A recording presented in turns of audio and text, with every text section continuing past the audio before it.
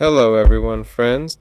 Today I'll show you how to find the creation date of your Facebook account. Go to Facebook, click on your account, then click Settings and Privacy, then Settings, click on Account Center. Click Your Information and Access.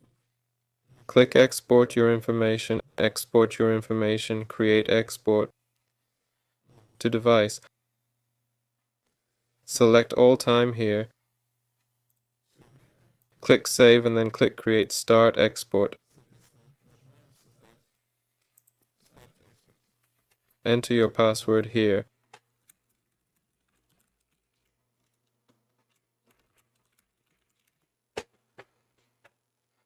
Once the export is ready, you'll be able to see when your account was first created.